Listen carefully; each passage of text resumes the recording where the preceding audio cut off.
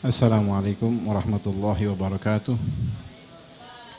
Alhamdulillah, alhamdulillah alamin. Wassalatu wassalamu ala sayyidil mursalin sayyidina Muhammad khatamin nabiyyin wa ala alihi wa sahbihi ajma'in.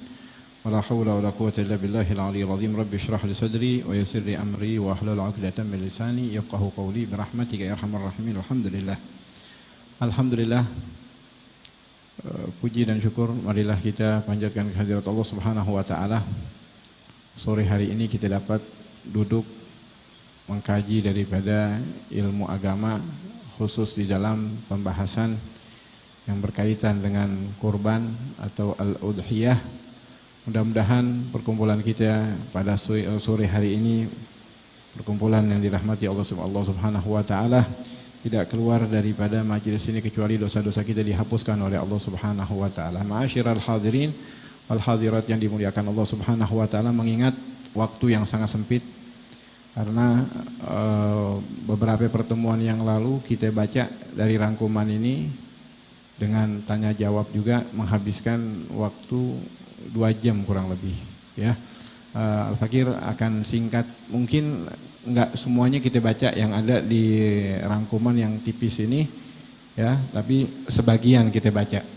Mengingat masalah-masalah yang berkaitan dengan korban itu sangat banyak ya, kita singkat daripada beberapa masalah. Marilah kita awali di dalam halaman pertama, dikatakan bismillahirrahmanirrahim.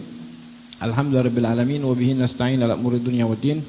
Wassalatu wassalam ala sayyidil mursalin wa khatamin nabiyyin sayyidina Muhammadin wa ala alihi washabihi ajma'in, amma ba'du. Berikut ini adalah rangkuman yang sangat singkat mengenai perkara-perkara yang berkaitan dengan kurban yang bersumber yang bersumber dari Al-Qur'an dan hadis dan kitab-kitab yang mu'tamad.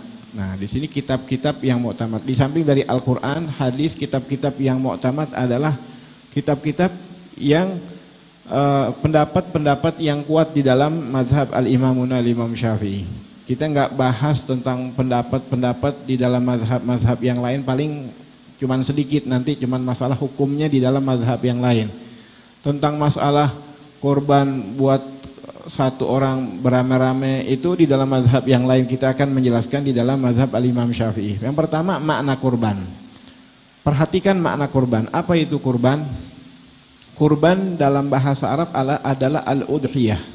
Udhiyah itu kurban. Apa artinya udhiyah? Udhiyah itu artinya apa-apa yang disembelih. Apa-apa yang disembelih pada hari raya Idul Adha dan hari-hari tasyrik dari hewan kurban sebagai pendekatan diri kepada Allah Subhanahu wa taala. Itu makna kurban. Artinya di sini bisa kita ambil kesimpulan, kurban apa-apa yang disembelih bukan dibeli.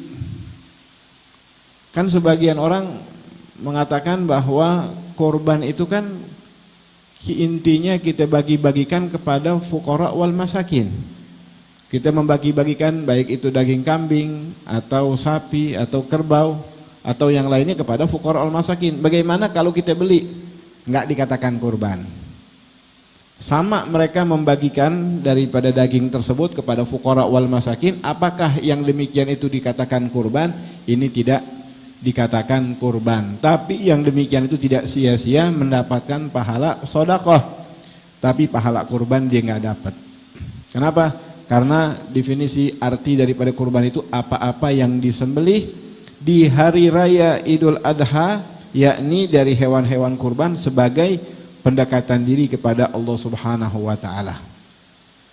Sebagai pendekatan diri kepada Allah Subhanahu wa taala, bahasa Arabnya adalah qurbah.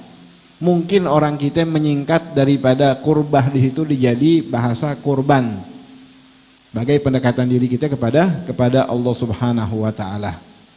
Kemudian dikatakan oleh karena itu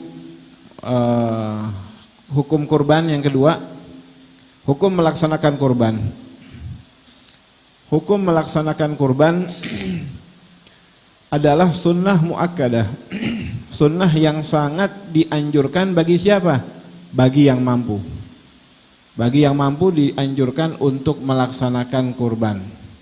Oleh karena itu Di dalam mazhab Imam Syafi'i mengatakan bahwa makruh bagi orang yang mampu jika tidak melaksanakannya.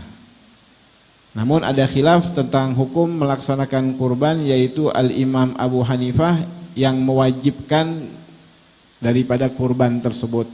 Hukumnya wajib menurut Al-Imam Abu Hanifah karena ada kecaman dari Rasulullah SAW atas orang yang mampu berkurban tetapi tidak melaksanakannya, sebagaimana disebutkan di dalam hadis, man kana lahu sa'ah lam yudahi fala yaghrabanna musallana. Barang siapa yang mempunyai keluasan rezeki tetapi tidak mau berkurban, maka jangan sekali-kali ia mendekati tempat sholat kami. Banyak ancaman-ancaman yang lain orang yang mampu kurban kemudian tidak berkurban. Dan makna mampu di sini nggak dijelasin dalam rangkuman tersebut. Ya, perhatikan makna mampu yang sampai Rasulullah sangat membenci orang yang mampu tersebut jika tidak melaksanakannya. Apa arti mampu? Mampu dalam arti, ulama mengatakan dalam arti dapat mencukupi kebutuhan dirinya dan orang-orang yang wajib untuk diberikan nafkah seperti istri, anak-anaknya, kalau misalkan ibunya begitu juga dalam rumahnya dia. Itu kira-kira bisa dia tutupi di hari raya dan hari-hari tasyrik. Kalau misalkan bisa mereka cukupi, adakah kelebihan untuk membeli hewan kurban? Dalam arti hewan kurban yang paling minim, dalam arti kambing, kira-kira berapa biayanya, harganya berapa? Misalkan 3 juta atau 3,5 juta. Adakah kelebihan tersebut? Itu dikatakan orang yang mampu.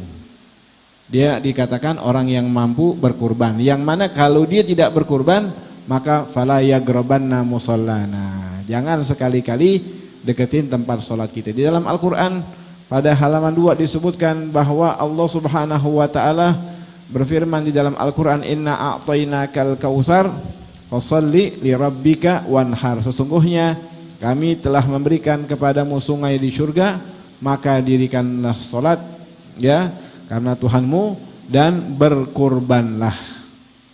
Ini adalah perintah dari Allah Subhanahu wa ta'ala, dirikan sholat dan berkurbanlah. Adapun makna mendirikan sholat, ada sebagian ulama menafsirkan bahwa dirikan sholat 5 waktu, ada ahli tafsir juga menafsirkan dirikan sholat Idul Adha, wanhar dan berkurbanlah. Artinya dia melaksanakan sholat baru dia berkurban. Ini hadis menunjukkan daripada perintah dari Allah Subhanahu wa taala. Oleh karena itu khilaf tentang wajibnya di sini. Ulama sebagai Al-Imam Abu Hanifah menafsirkan makna wanhar dan wajib menyembelih hewan kurban bagi yang mampu. Akan tapi dalil ketidakwajiban daripada kurban dapat dilihat di dalam rangkuman tersebut di dalam riwayat Imam Tirmidzi bahwa Rasulullah sallallahu alaihi wasallam bersabda, "Umirtu bin nahri wa huwa sunnah lakum." Saya telah diperintahkan untuk berkurban dan itu adalah sunnah bagi kalian. Dalam riwayat lain dikatakan, kutiba alayya an-nahr wa laysa biwajib alaikum. Telah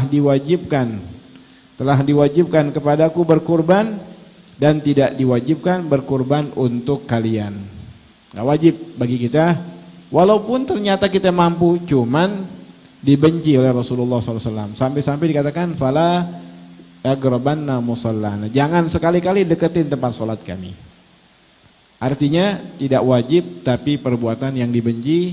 Maka ulama mengatakan hukumnya makruh, dia mampu korban kemudian dia tidak berkorban. Adapun ganjarannya Masya Allah sangat banyak ya, sebagaimana halaman 2 yang paling bawah dikatakan, ma'amila ibnu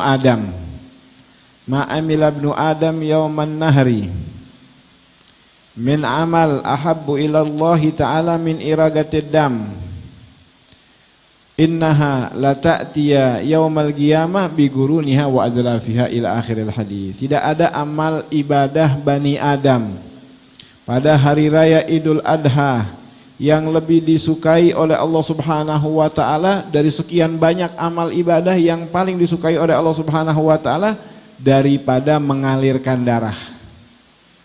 Ulama mengatakan makna mengalirkan darah ini adalah menyembelih hewan kurban. Bukan sekedar mengalirkan darah motong ayam aja deh. Ya, Enggak, tapi di sini mengalirkan darah, menyembelih hewan kurban. Karena sesungguhnya akan didatangkan hewan tersebut di hari kiamat dengan tanduk dan kukunya. Artinya sebagai saksi di hadapan Allah Subhanahu wa taala. Bahkan sebagai amal yang dapat menyelamatkan, sebagaimana di halaman berikutnya, halaman 3, di dalam hadis Rasulullah sallallahu alaihi wasallam bersabda, ala annal udhiyah minal a'malil munjiyah tunji sahibaha min syarrid dunya wal akhirah. Ketahuilah bahwa kurban itu termasuk amal-amal penyelamat yang dapat menyelamatkan si pengorban dari keburukan dunia dan akhirat. Korban bisa menyelamatkan kita. Korban yang kita lakukan dengan ikhlas karena Allah Subhanahu wa taala, tidak karena riya, ya, tidak karena ujub, itu dapat menyelamatkan kita dari keburukan dunia sebelum di akhirat dan tatkala kita di akhirat. Artinya itu tadi, bahwa kurban tersebut akan menjadi saksi dan akan menjadi penolong kepada orang yang berkurban tersebut, ya.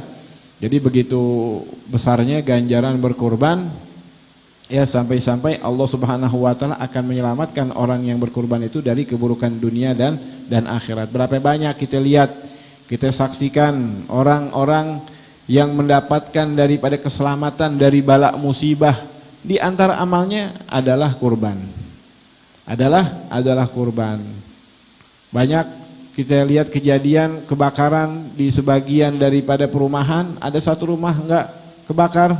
Kenapa? Di antara amal yang dilakukan oleh sahibul bait itu adalah dia selalu berkorban, dijaga dari tahun itu sampai tahun yang berikutnya.